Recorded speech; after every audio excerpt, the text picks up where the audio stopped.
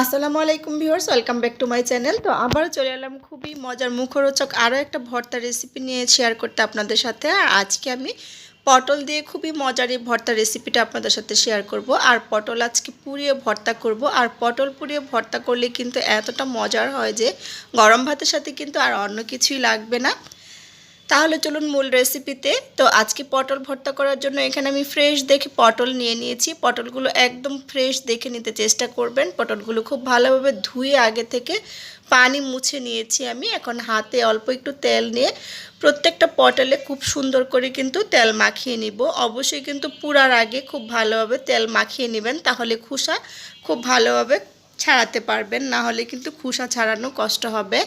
তো তেল মাখানো হয়ে গেছে আমার। এখন একটা কাঠি দিয়ে আমি মাঝখান বরাবর ছিদ্র করে দিব। আমরা ঠিক যেভাবে বেগুন পোড়ার সময় বেগুনটা ছিদ্র করে নিই, ঠিক সেরকমই পটলগুলো সুন্দর করে ছিদ্র করে নিতে হবে। তো প্রত্যেকটা পটলই আমি খুব সুন্দর করে ছিদ্র করে নিব। আমার ভিডিওটা ভালো লাগলে আমার পেজটা ফলো দিয়ে রাখবেন, বেশি বেশি করে ফ্রেন্ডস ফ্যামিলির সাথে শেয়ার করে দিবেন। আর যে যেখান থেকে দেখছেন অবশ্যই কমেন্টস করবেন। তো সবগুলা পটলই কিন্তু আমার ছিদ্র করে নেওয়া হয়ে গেছে। এখন সরাসরি চুলাতে চলে এসেছি। চুলাতে আমি এগুলো পুড়িয়ে নিব। তার জন্য একটা স্ট্যান্ড দিয়ে দিয়েছি, আর মাঝখান বরাবর একটা চামচও দিয়ে দিয়েছি যাতে পড়ে না যায়। তো এখন আমি পটলগুলো দিয়ে দিচ্ছি। আর এই পটল পোড়া ভর্তা কিন্তু খেতেও অনেক মজার, আর করতেও কিন্তু সময় বেশি লাগে না। আপনারা এক চুলাতে ভাত বসিয়ে আর এক চুলাতে পটল পুড়িয়ে কিন্তু ঝটপট এই ভর্তাটা বানিয়ে খেতে পারবেন। বিশেষ করে সকালবেলা অথবা রাতের বেলা ভর্তাটা খেতে কিন্তু ভীষণ ভালো লাগে।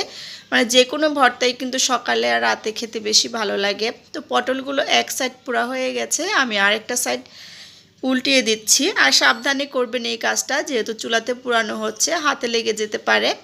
তো আমার পটলগুলো দেখুন হয়ে গেছে। এগুলো আমি এখন উঠিয়ে নিব।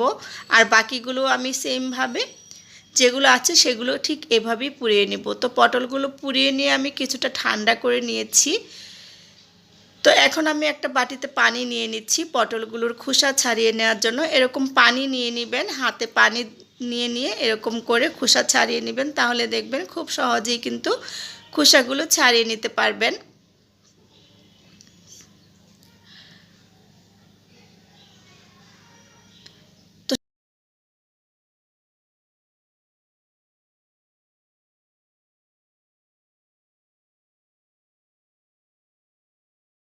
তো আমার তো কিন্তু সবগুলো খোসা ছাড়িয়ে নেওয়া হয়ে গেছে। এগুলো একটা সাইড করে নিচ্ছি। এখন ভর্তাটা বানিয়ে নিব। আমি শুকনো মরিচ ভেজে নিয়েছি, অল্প একটু লবণ নিয়ে নিলাম। আর এখন আমি শুকনো মরিচ নিয়ে নেব। আমি শুকনো মরিচ দিয়ে ভর্তাটা করব। আমি 3টা মরিচ নিয়ে নিয়েছি। ঝালটা আপনারা আপনাদের পছন্দ মতো যে যেরকম খেতে পছন্দ করেন সেরকম দিয়ে নেবেন। আর দিয়ে দিচ্ছি পেঁয়াজ কুচি। তো পেঁয়াজ কুচি একটু বেশি করে দিবেন ভর্তাতে।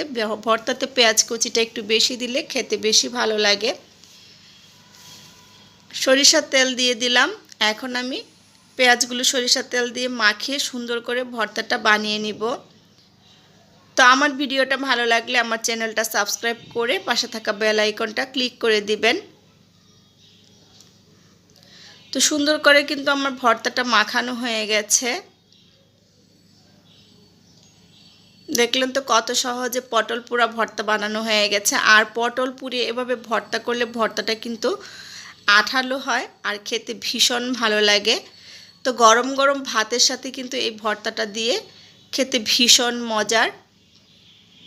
তো আমি আপনারা এরকম গরম গরম ভাত দিয়ে ভর্তাটা খাবেন আর আমাকে অবশ্যই কমেন্টস করে জানাবেন। আজকের মতো বিদায় নিচ্ছি। আবারও দেখা হবে নতুন কোনো রেসিপি নিয়ে। সে পর্যন্ত সবাই ভালো থাকবেন। আল্লাহ হাফেজ।